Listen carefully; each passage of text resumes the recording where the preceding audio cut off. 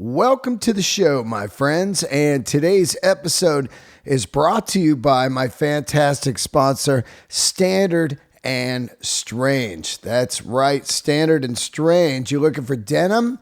You're looking for leather? Denim and leather! You can go to Standard and Strange and find the finest brands on the planet. All the stuff I wear, the Real McCoys, Buco, John Lofgren, Y2 Leathers, Momotaro Denim, all of it at standardandstrange.com. You can go to the website and order, or you can go to their fantastic stores. I went to the brand new one in New York in the Lower East Side. Right now, they got a summer sale going on. Take 15% off most things with the code ITS a deal. That's ITSADEAL. Standard and Strange. Nothing but quality handmade goods. All right. Just got home from Austin, Texas, and man, what a great weekend that was out there. Just, holy shit, the place was fucking on fire. Had to be some of the hottest days ever in Texas. I don't know. I could be wrong, but I got off the plane and it was just 104 with mad humidity, and it felt like it was like 120. The planet is just burning up, man. I think eventually it's going to be come down to like remember that when they go to the Coliseum and stone someone. I think one day it's going to be so hot, we'll have to all live in like kind of like AC bubbles. And then when somebody does something wrong, they'll just take them down to the arena and put them outside, and it'll just disintegrate, man. That's how hot it feels like. During the day, it was just, you couldn't do anything. It was like, fuck it. And it was only 104. I've been in like 117 before. But this 104 felt like 120. I don't know what it was. Maybe I was just in the mood that day. But great audiences out there at Austin. Did the Vulcan Gas Company, and I can't even thank you guys enough for coming out. Man, a bunch of cool people came. Some people came out from Memphis. And Greg Raleigh was there. Oh, my God. From Journey Santana fame, my friend Greg Raleigh's living out in Texas. He drove out for the gig. Nothing better than seeing a two-time Rock and Roll Hall of Famer in the front laughing. Had him going. God, what a great guy. Him and his son were out there, and it was so good to see them and their Greg's wife. And everybody was there. Ian Edwards popped in. Crushed it for 15 minutes, and shout out to Connor and Derek. I hadn't seen Derek in a long time. He was a door guy at the store and moved out there during the pandemic, and has been rocking it. They got a good comedy scene out there, and it was great to go out and do Austin, Texas. I did it about a year ago in the kind of winter time with Burr. During the pandemic, we went on an outdoor tour of all kinds of crazy outdoor venues, and one of them was called the Nutty Brown. So I hadn't been there since then. And before then, I played Austin 2 days before the whole world shut down. So that was the day I landed, and they had canceled South by Southwest. So it was just a really grim vibe. So it's great to see Austin, Texas bounce back and just kicking ass. And spun down to the Creek and Cave and checked out that venue. They moved from New York. The Creek and the Cave. Catch Eric Griffin out there this weekend. I want to give Eric Griffin a little shout out. He'll be at the Creek and Cave in Austin, Texas this weekend. Speaking of that, I will be at the Comedy Fort in Fort Collins, Colorado this weekend. Friday and Saturday, 4 shows. Tickets at deandelray.com. Also, I'm on the Adam Carolla podcast today if you want to hear that. That's out today. So those are some plugs on what's going on. Also, I want to give a shout out to Ryan Syfax. Man, great Patreoner. big bump up on the Patreon. Thank you so much. And new Patreoner, Christopher Hernandez. Thank you, guys. Join the Patreon, deandelray.com. No, that's not the Patreon. That's the website. Go to the website, see tour dates and merch. Got some merchandise there. Patreon is patreon.com/DeanDelRay. I will be doing a bonus episode later where I'll be diving into Rage Against the Machine playing their first gig in 11 years. Oh my God, I can't tell you how much that makes me happy. Unreal, man. Rage Against the Machine. I'll also be talking about Top Gun. I saw Top Gun and some other stuff, fun stuff. Check out the bonus episode this week on Patreon. All right, the guest today, this guy, if you listen to records from the 80s, you're going to know this guy's groove. Thommy Price. Listen to this guy's his track record. First, he plays in a band called Mink DeVille. Let me get this right, all right? In the 70s, playing a little punk rock, and he's touring around Europe.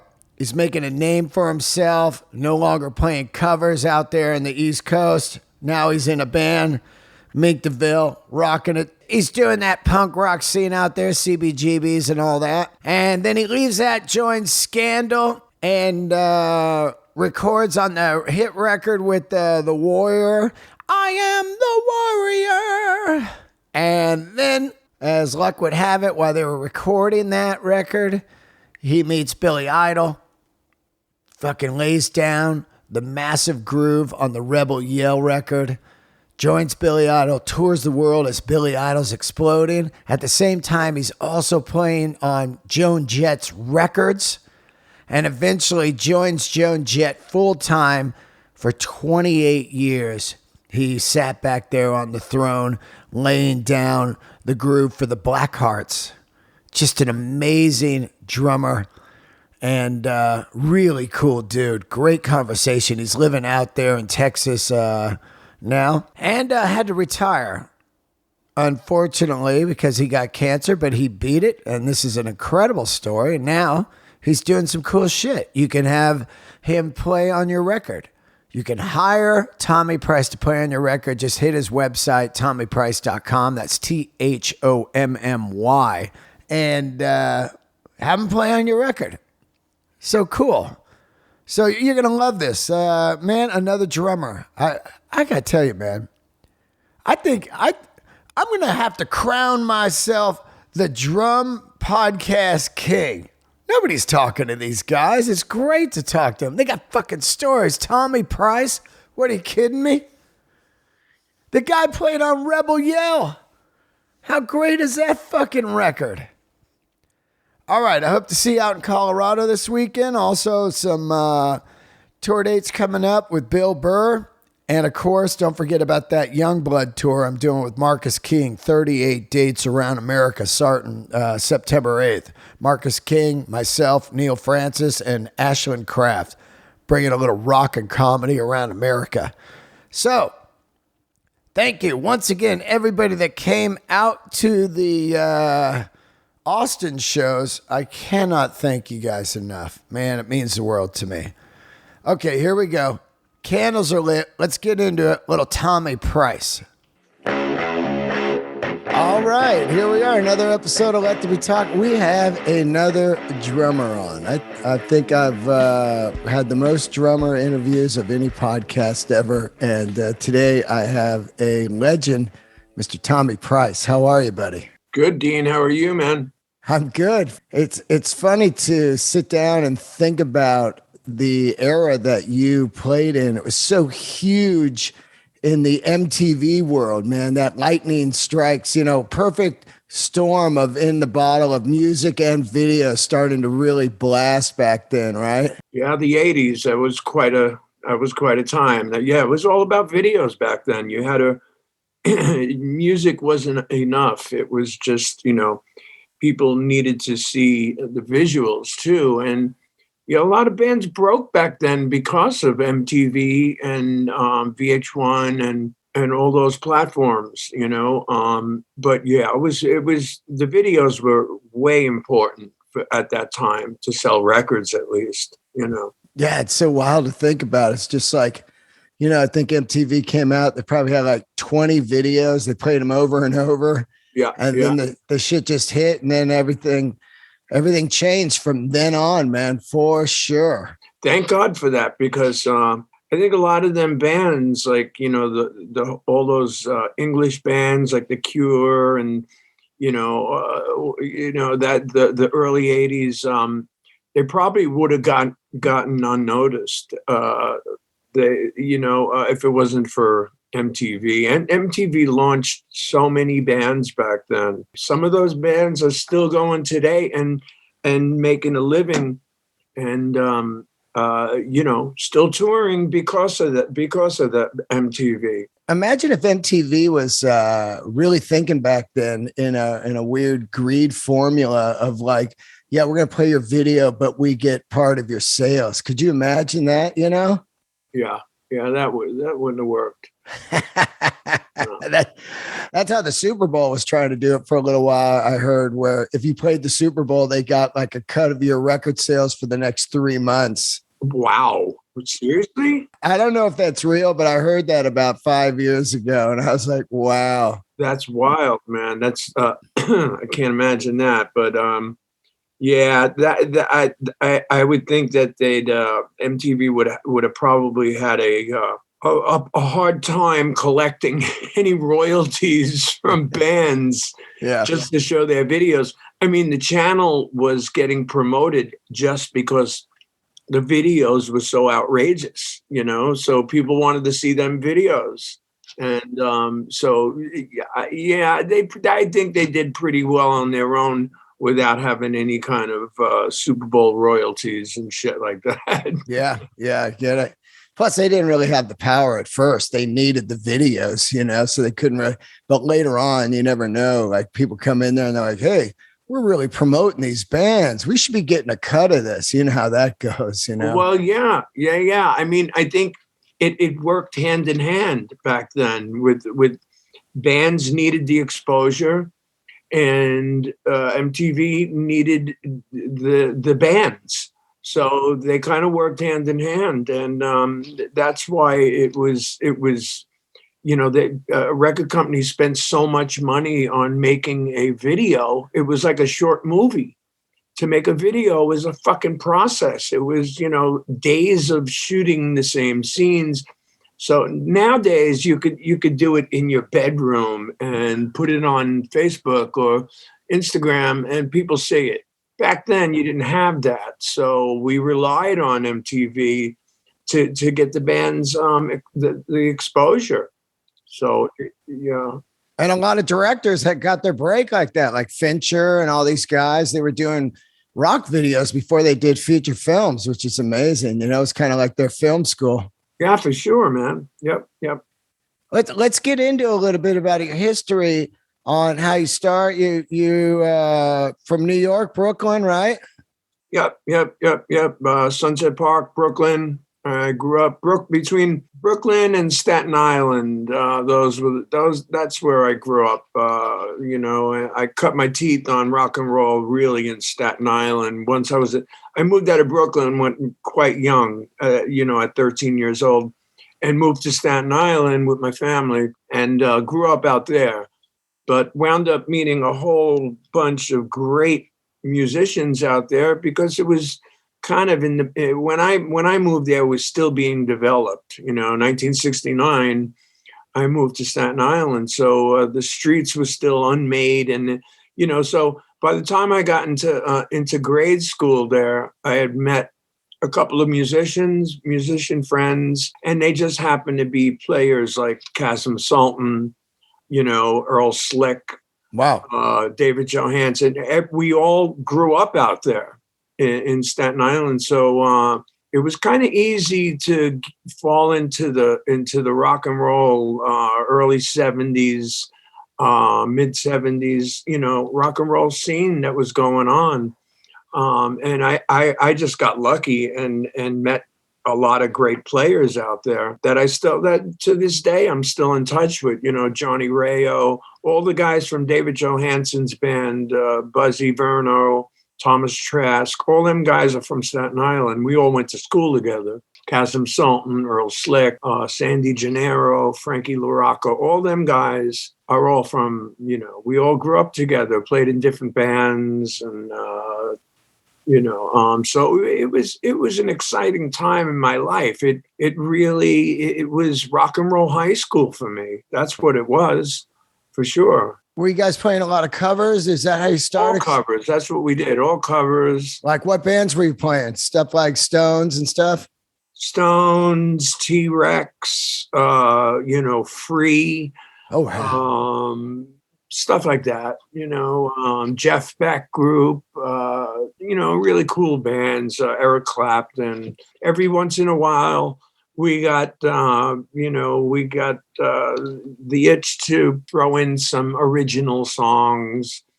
And yeah, it was fun, man. It was an education for me. Definitely a rock and roll education. And who were your guys when you're starting out? Was like Charlie Watts and guys like that, or was it the Beatles on Ed Sullivan? What gets you into the drum mode? Ringo, what is it? Well, the drummers I followed, the drummers I really liked were, the simple drummers, and Charlie Watts, Dino Dinelli. I was really into blue-eyed soul music when I was very young. So the whole, like the Young Rascals, Dave Clark Five, that sound, the drum heavy sound, really excited me. I Want Candy by the McCoys. Great. And stuff like that. Whenever I heard the really heavy drum sounds, and in the 60s, that was pretty chancy to like the Dave Clark Five, made bits and pieces, songs like that. I really got excited about. And it was cool. I mean, later on, of course, I got into John Bonham. Every drummer has to, that's like, something in high school you need on your resume, So Yeah. And plus I loved Led Zeppelin. They were one of my favorite bands. And of course, The Who. The Who was there was a big foundation of my, I kind of look at myself as somewhere between Keith Moon and John Bonham. If them two had a baby, it'd be me, because I like the abandonment of Keith's fills, but the solidness of Bonham's, soulful. He was very soulful and very steady. And Dino Dinelli too, from the Rascals. Those three guys and Mitch Mitchell too was a big influence on me. Mitch Mitchell from Jimi Hendrix's band, and so, somewhere in the middle, I was born. My playing, my style was born. I never really looked after one particular guy. I just kind of, I was inspired by all of them. And whatever my style is today is because of all of them. Were you going into the city and seeing these guys like at the Garden and stuff? Were you going to concerts? Oh, for sure, man. Yeah, I'd be driving in with my buddies, going in to see, Quadrophenia tour or the Thommy play. So Zeppelin a few times at the Garden. Wow. Yeah. I would go in, of course. If they came to town, I'd be the first one online. At some point, do you start to get into that late 70s kind of punk rock that starts happening, and more of the tight drumming of just like what really happens really kind of in your career once you hit into the 80s? At what point do you start getting into that kind of feel? Well, I'll tell you what happened is that around 1977, 78, I joined a band called Mink DeVille. And Mink DeVille was considered a punk rock band, but they were really an R&B band. And we did places, we played CBGB's, Max's Kansas City, and, places like that. So we were considered part of the whole punk movement. So, but that music changed my life, sort of, as far as drumming. It wasn't so much punk heavy, like like Sex Pistols or Ramones, like that. It was more R&B. Like I said, R&B.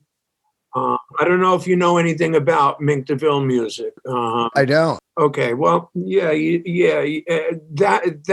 band it was sort of my first launch. I was very young. I was my early 20s. It was my first time doing going to Europe. I hadn't had a passport yet, so when I joined that band, Mink DeVille was very big in Europe, like the Ramones, like most of the New York punk bands couldn't sell out a club in the States, but they can go to Europe and make a living. They can go there and do, concert halls like 2,000 seaters or the Olympia Theater in Paris, stuff like that, or the Venue in London. Like that was easy for those punk bands to do because I don't know why. They weren't accepted in the States yet. They were still very underground here. That's where the Ramones really hit. Well, yeah, that's where they made a living, man. Them guys didn't get big until they were all dead. And that's the sad state of affairs, but that's just the fucking, that's just what it is. They could only sell out places in Europe. And that's where they'd go there for 3 or 4 months out of the year and come home and have enough money to pay, $2,000 rent in New York City. So it was easy, for bands to do that. And it was fun. A lot of us were young and never been overseas before. We never been to Japan or Southeast Asia or all them places. And all of a sudden we're able to go over there and make a living and come back home, fuck off for a while. But that's what Mink DeVille used to do. And we'd go over there for a few months out of the year. And then we finally got signed to Atlantic Records. Ahmet Ertegun came and saw us at Trax, this place up on the Upper West Side years ago. Wow! And signed the band to Atlantic Records, and we did a couple of records on Atlantic Records, and they still didn't go anywhere. But Willie DeVille, the main guy, was able to always go overseas and make a living, and you have a comfortable life. I left the band in 1982 or 83. And joined a band called Scandal with Patti Smythe, and recorded the Warrior album with them. And that was like the first real big record that I got to be on, that was in the States, being on the radio every 5 minutes and hearing that. So I did that for quite a while. That was a smasher. Goodbye to You, The Warrior. When you leave Mink DeVille, do you have to audition for Scandal, or is your name it seems to me like your name, once you do Mink DeVille, is in this circle now of kind of punk rock and new wave type of players? Because if you look who you start to play with later on, whether it be Deborah Harry, Rick Ocasek, or, recording with him or whatever. And of course, Billy Idol and Joan Jett. But my point is, if you look at that list, it seems to be all planted from that era of like the CBGBs and Max's Kansas City and everything. So were you out all the time in the scene and people just knew who you were? Well, it was kind of a lot of it was word of mouth and had friends that played with the bands. Right. You know, the reason how I fell into Scandal was the bass player Ivan Elias, who's passed away. We did a record that was very big in Germany. It was a very big record called. It was the girl Helen Schneider. And she had a really big record in Germany. And Ivan happened to be the bass player on the record. It was an Ed Stasium production. Ed Stasium, you know who he is, right? Produced the Ramones. Anyway, he got me on the record. Ivan, suggested me. We did this record. So Ivan later joined this band Scandal. So once he knew I left Minktaville, they needed a drummer for Scandal, and he called me. And so that, I fell into that. And so in them days, it was always a small circle of people that either would, drop your name or say, yeah, you should, let's try Thommy out. He's just come back from Europe and, let's check him out. And that went on for a little while until my first hit record, which was The Warrior.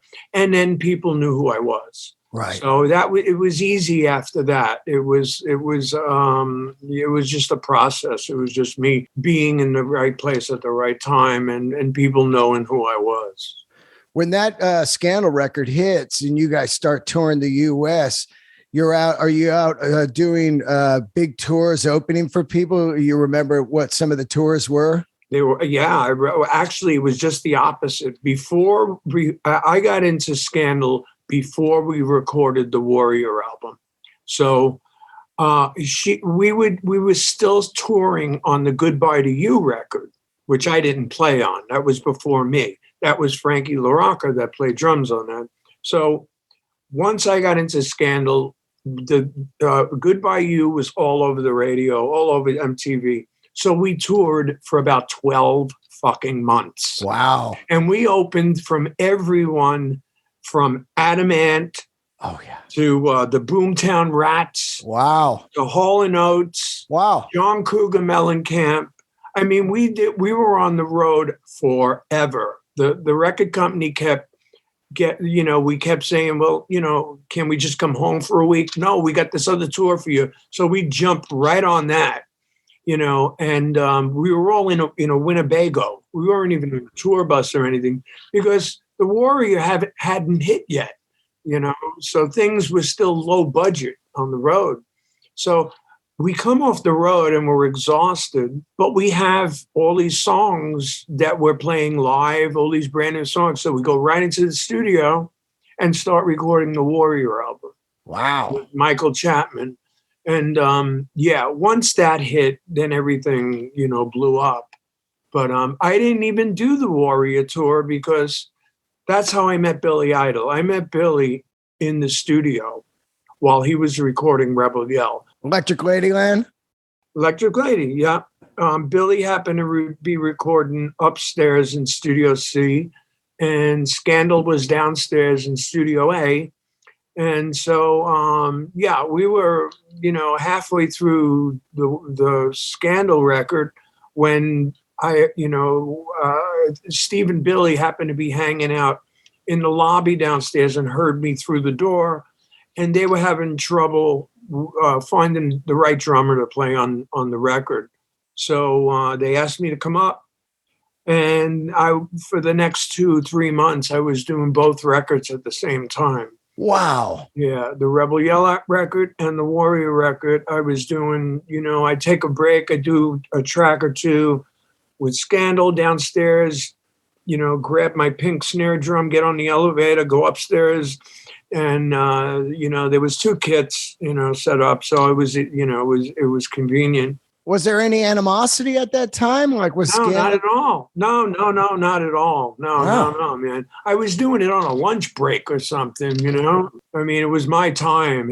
Nobody knew what was going on, So, yeah, that went on for a couple of months. And the funny part is that both records were released the same year. Wow. 1984, but Rebel Yell came out and then the Warrior album came out and they were both on the charts. So I was, I'd be in my car and I'd turn on the radio and 9 out of 10 times I would hear either Rebel Yell or I'd hear the Warrior in the first 5 minutes in my car, So I knew I was sitting pretty good back then. And, I was in the driver's seat for once. Let me ask you something. So I know Billy Idol, if you listen to those records, they were using a lot of Lynn drums, early program stuff. Who was their live drummer before you? And did that guy just not, was he not around just to jump on tracks? Because I know Steve Stevens was like, hey, you want to pop in and play on this song? And then next thing is history, but were they just strictly like a hired gun guy and they come in and just like Keith would just do the programming and stuff? Not at all. I mean, the story I hear is that there was a few drummers. First of all, the drummer before me was Greg Gerson, a New York guy. I think he might have did Billy's shows in New York. When Billy first moved to New York in 1981 or 1980, he put a band together, and the rhythm section was Phil Feit on bass and Greg Gerson. And there were local musicians, really good guys, really good players. But, I don't know why they didn't last. But Keith Forsey, Billy's producer, is a drummer. He's the guy that you hear on Dancing with Myself. Wow. And he played with Donna Summers. He made all of those records and played drums on Donna Summers. Oh, my God. I love her. Those dance records. So it kind of shows through. You listen to the programming, and between Steve and Keith Forsey, they did an incredible job on the Lynn drum on some of them tracks. They're just amazing, in the pocket drumming. So Keith was really fussy who was going to be after the next drummer in that band. That's why they were having so many problems. I mean, I heard stories of how many drummers came through that studio and they turned down, guys like Bobby Chenard and Anton Fig, all these heavy studio guys, and they wind up picking me for some reason, who knows why? I mean, I know I have a good feel, but they like my drumming. I mean, to the point where that's why I love Scandal. And I wasn't going to leave Scandal because, I kind of like the band. I like the music. But Billy wanted me so bad that he offered me, a point on the record. Wow. Which is a big deal. I don't know the fucking guy from anything. And he wanted me so bad because he says, well, what are you doing for the next year? Wow. And I said, well, I'm going, I'll probably finish this record and go on tour. He says, and then he offered me, piece of the pie. So it was an easy choice for me because I wasn't getting that with Scandal. I worked my ass off on the road with these people, and they weren't willing to give me, a part of the action. And that's all I wanted. It was a little piece of the band, of the records. You put your heart and soul into a song, and it's played all the time on the radio. You want to be, you want to feel like you're going to be around for a while.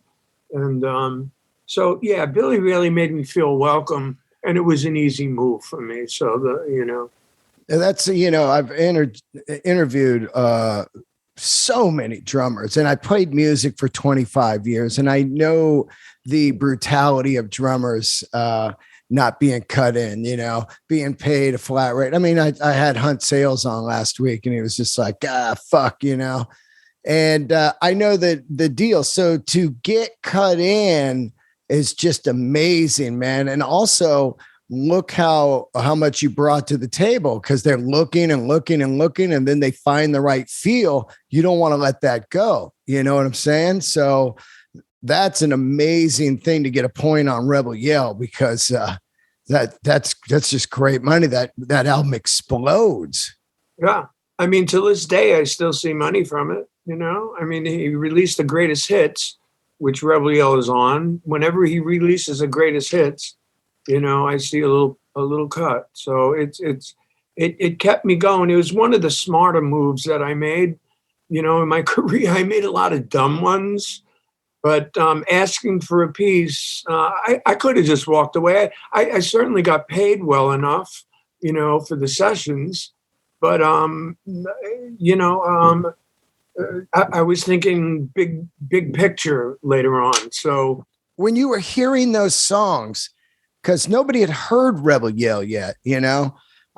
Were you just kind of like, oh my God? I mean, because Billy, you got to think where he came from and what he becomes is massive, man. Were you hearing that going like, this shit is great? Yep, absolutely. I heard it from the get-go, man.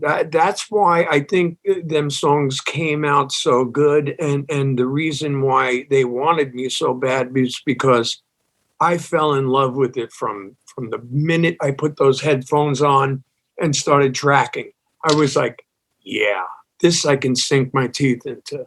This is the kind of shit I can live with for the next 5 years. Yeah. You know? Yeah. And those live shows, I saw them, you know, I saw Billy many times. They were punches to the face, man. And Steve Stevens, who's a friend of mine, just absolutely unbelievable what was going on. And then the combination of the videos, how great they were, from Rebel Yell to White Wedding to Eyes Without a Face, Flesh for Fantasy. These songs were unreal, man. And the live band was delivered, man. Who was on bass on that?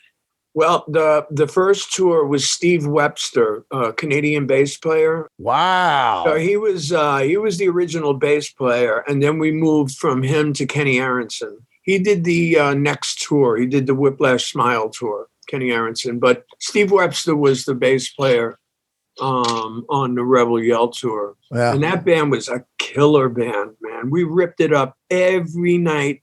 We delivered 100% every fucking night, that band. Yeah, that was, and we were on the road. That was another band. I mean, once Rebel Yell broke, we were on the road forever, you know, forever. You know, everything got bigger and larger and more. And, you know, it was just out of control. And it was the 80s. So anything went back then. Were you watching it just go crazy? Like, you know, like, was Billy in a Winnebago and all of a sudden in a bus, or how did it just explode immediately? No, well, he was coming off White Wedding. Right, so that's right. He already had a radio song and an MTV song. He was coming off Dancing with Myself and White Wedding. So he was already established. It wasn't like Scandal where we had to break that first, you know. Billy was already established, but I did see it move up in my eyes because it was, we went on the road. Rebel Yell was not released yet. So we were doing colleges. We were playing colleges and small theaters, small theaters, like, you know, 1,500 seat theaters, you know, like Beacon Theater or something like that. And we were all on one tour bus, the crew and the band. Ooh. And, you know, our accountant, everyone was squeezed, like 15 people on a fucking bus, on a tour bus. And within the next few months, Rebel Yell comes out, and all of a sudden there's 2 tour buses. And, you know, the crew's got one, and we're playing a little bit bigger places. A couple of months later, you know, we're doing the same tour.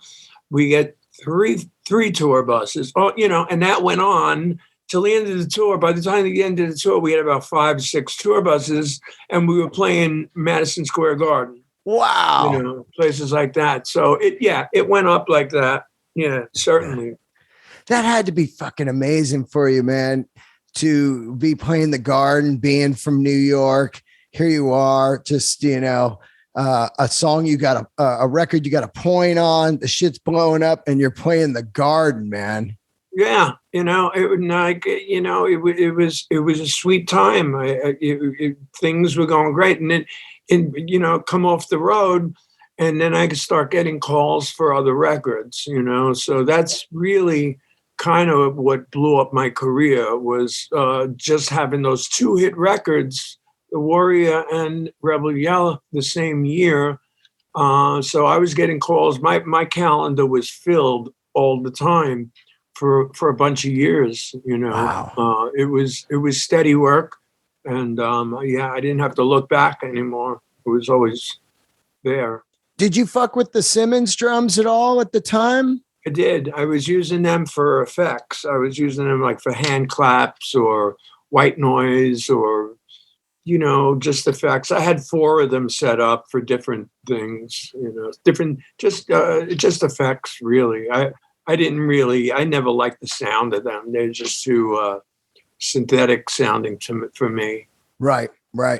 So speaking of that, Donna Summer, also a big thing in New York, of course, was the Studio 54, Stones, Miss You. And then there's kind of a full disco thing. I love Donna Summer. I love the Bee Gees, Staying Alive, that whole thing. Were you also into any of that disco era? Were you getting into that?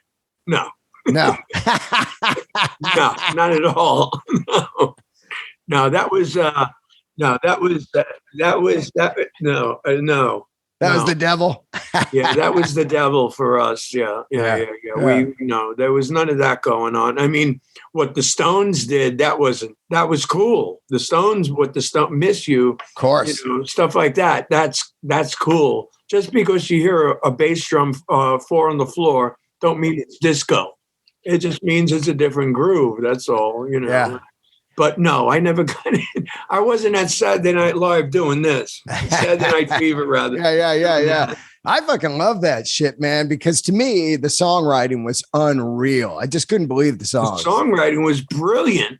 I hated the dudes, how they looked. So it's going great with Billy, obviously, and then you make a change to Joan Jett. What happens there? No, I didn't make a change. I was doing both for most of the 80s. I was doing both bands. Billy had taken a break for a little while after Whiplash Smile. And I already was working with Joan in between. She still had her drummer, but I was making her records. I was playing on her records.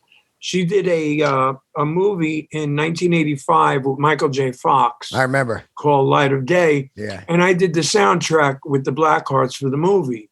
And after that, I made all of her records up until last year. Wow. A couple of years ago. Yeah. I've always been making her records. But I didn't decide to actually go with them full time until it was maybe 86. After we had I Hate Myself for Loving You hit, that blew up. I think it was 1987 that came out, or 86. That blew up. So I started touring with her for that record. By then, Billy had slowed down. He had the motorcycle crash also, so he wasn't playing. No, that was way later on. Yeah, that was in the 90s he did that. But this was, I was still working with both bands. Whenever I was off with Billy, I'd be working with Joan and vice versa. I'd be doing both bands at the same time. Somehow it worked out. I don't know how, but it did. And once Billy left New York, I think it was the end of the 80s. The last tour I did with him was 1989 in Australia and New Zealand. We were over there for a while. And once he came back from over there, he moved to California. So, because he lived in New York all that time. And so we kind of fell out of touch. Him and Steve, both. Steve, a couple of years later, moved to California. But I was thinking about moving out there, but I was already real busy with Joan. So I didn't even consider it anymore. And I stayed in New York and did Joan full time after 89. I was, I did all her records after that, up until a couple of years ago. Yeah. What did you retire from Joan Jett, or what happened there? I got sick. I got cancer, and we were supporting the Who after the Rock and Roll Hall of Fame thing.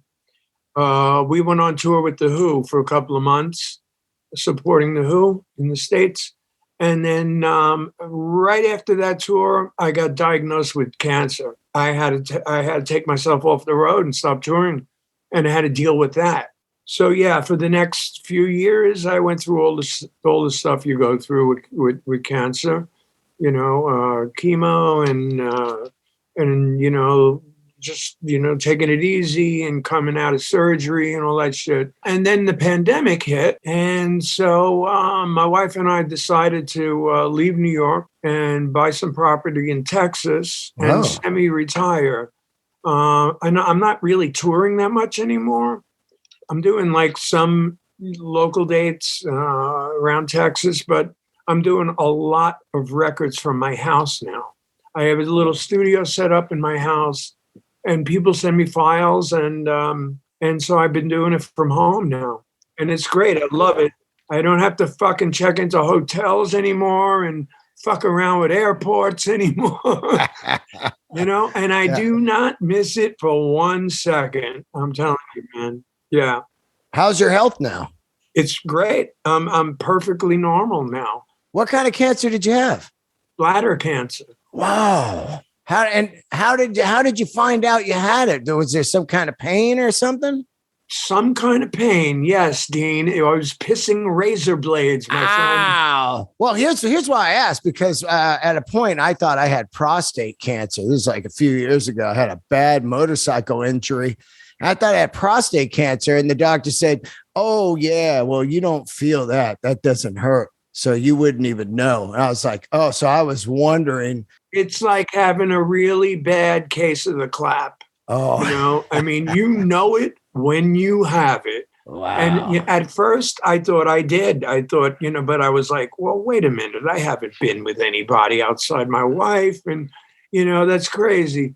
And so I went for a few scans and all that good stuff that they have to do to check you out. And they found a small mass on my bladder, and they removed it. They took my bladder out, and I have what's called a neobladder. It's a man-made bladder that's made out of your large intestines.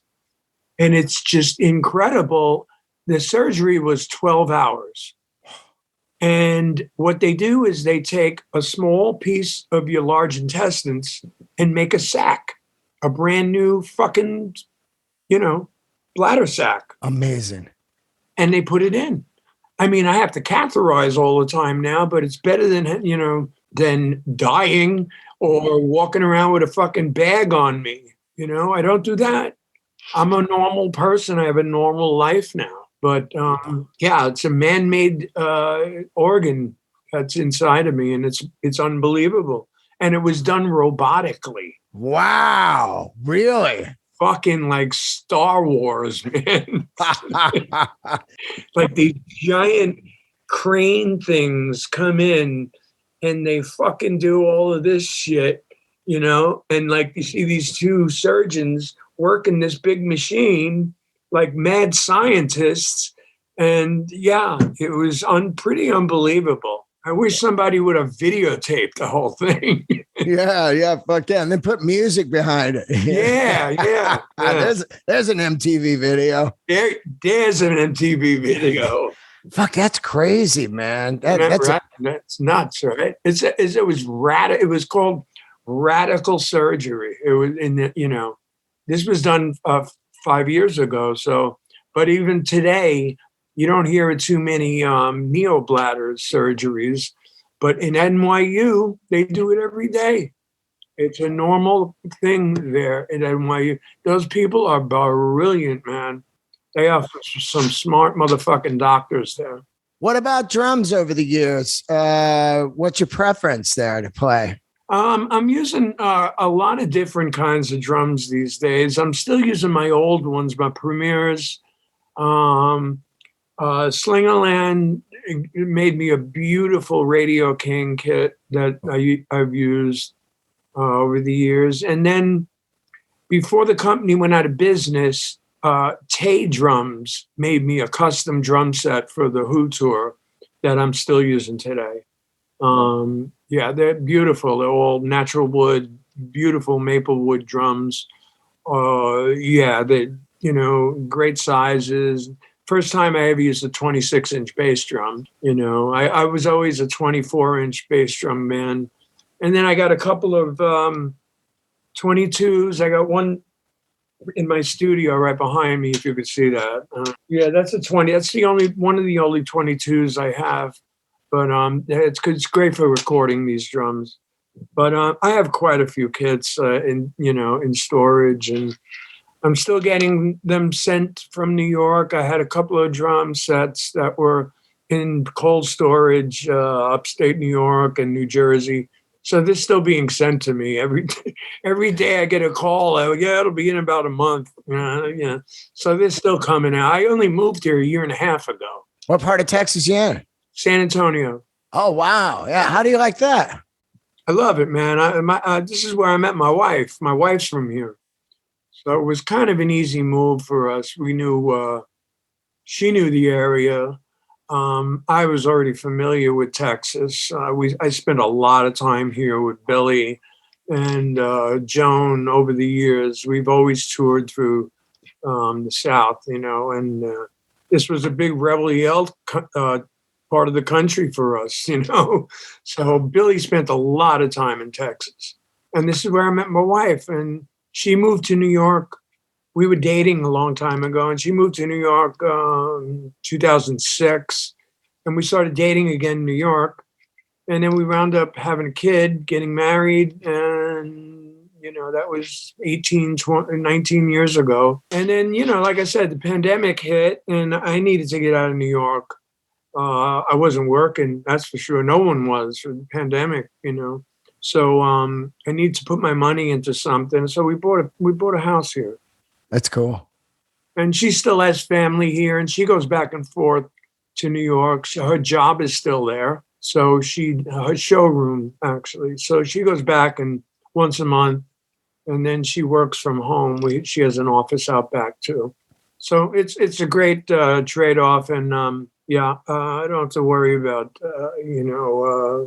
New York rents going up anymore. Yeah, man. It gets to a point to where if you're a slave to that landlord, man, it really affects an artist, One last rent increase, and all of a sudden you gotta live out further and further away from the city and further away from the work. I mean, thank God for technology, but still, it's like, you start to lose that. Yeah, and it's just not. I did it all my life. I managed to pay my way through, New York City apartments from 19 years old. So that's got to say something for my career. Yeah. You can't do that on a fucking construction salary. And so. I was able to do that just because I was working so much. I was constantly playing drums. So, but I was always paying someone else's fucking mortgage, not my own. So I needed to I knew I was going to slow down with touring and stuff because of my health. So, and I had a little bit of money saved. So I had to put it somewhere because all would have been blown into my rent anyway. Yep. So, and I was living in Gramercy Park. Oh, I was living there too, 21st and 3rd. I was on 21st and 21st and 2nd at the... Right next to Rick's house. Yeah. That's crazy. I was right on the corner there, that big apartment building on 21st and 2nd. Right there. I was there, and then I moved to Stuytown because we found a 3-bedroom apartment there.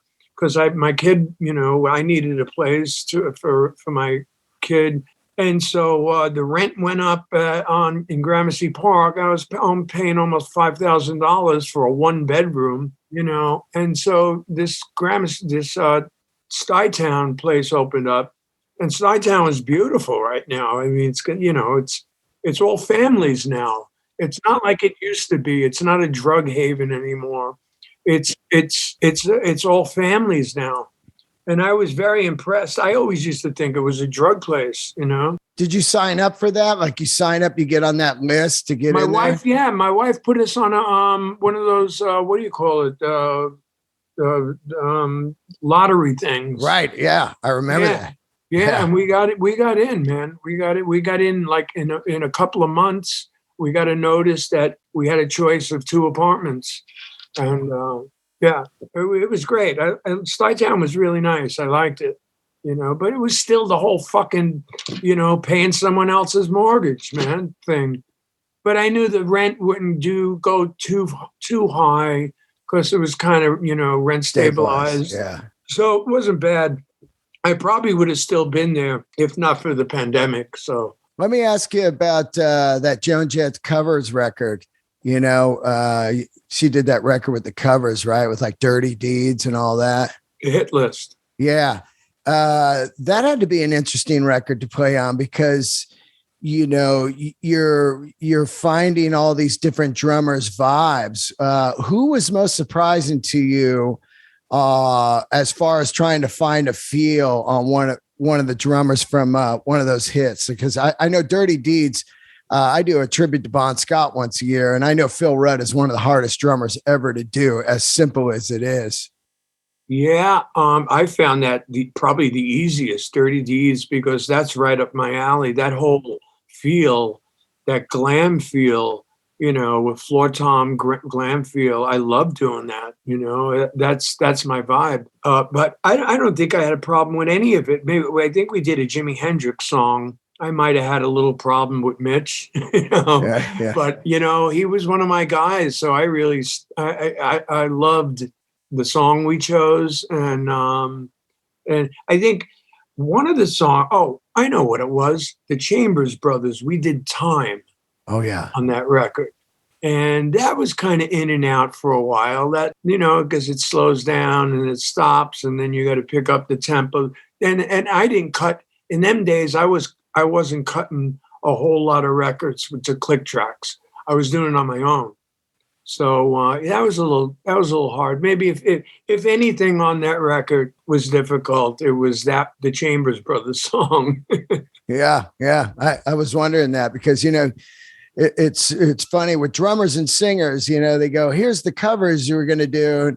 And you just go like, oh, well, you know, I got to figure this out, you know, like the feel and especially with drums and singing the phrasing and all of that, you know? Yeah, well, we kind of did it, you know, by the time we did the hit list, Jonah already had a style, you know, so we did it Blackhearts style. Everything we did, we didn't try and completely cop the, you know, the Sex Pistols or the, you know, the Chambers Brothers. We did it Blackheart style.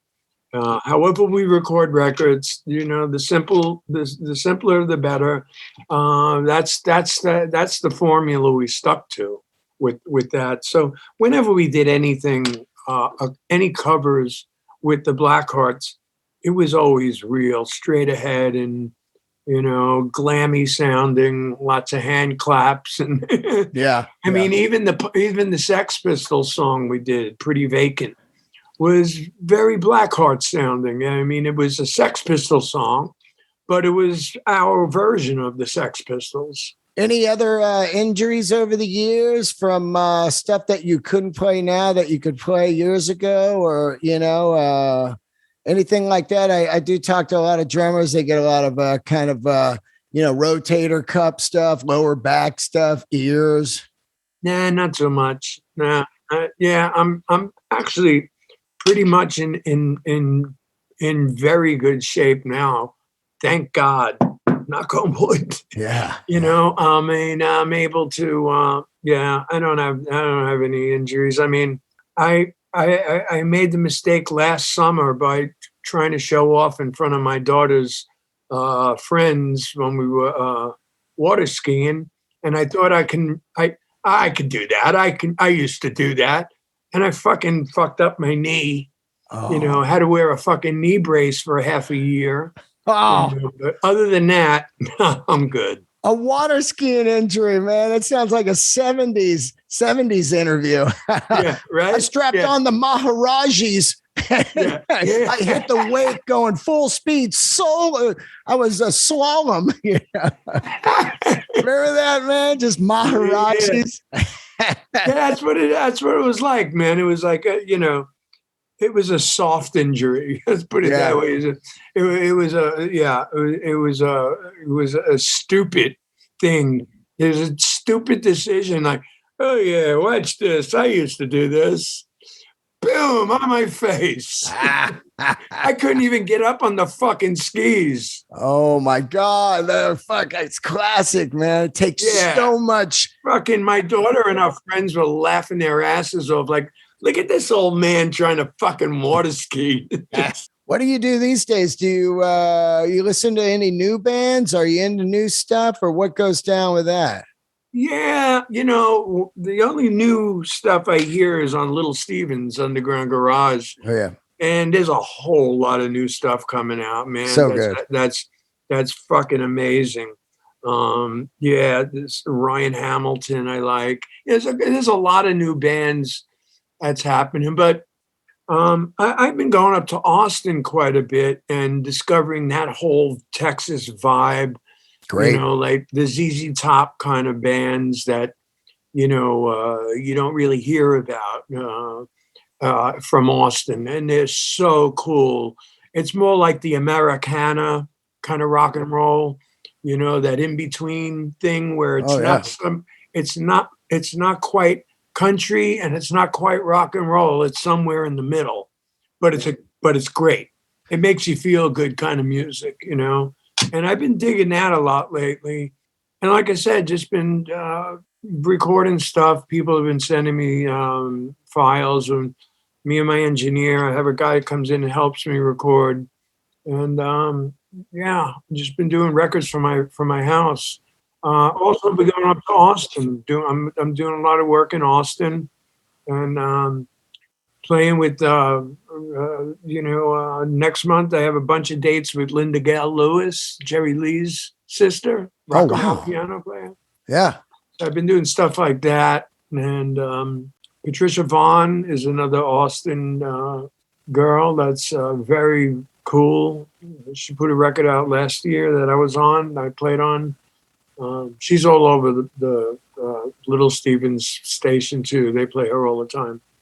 But yeah, I'm discovering new bands and new sounds, and I'm writing a bunch of new music now because my whole feeling has changed.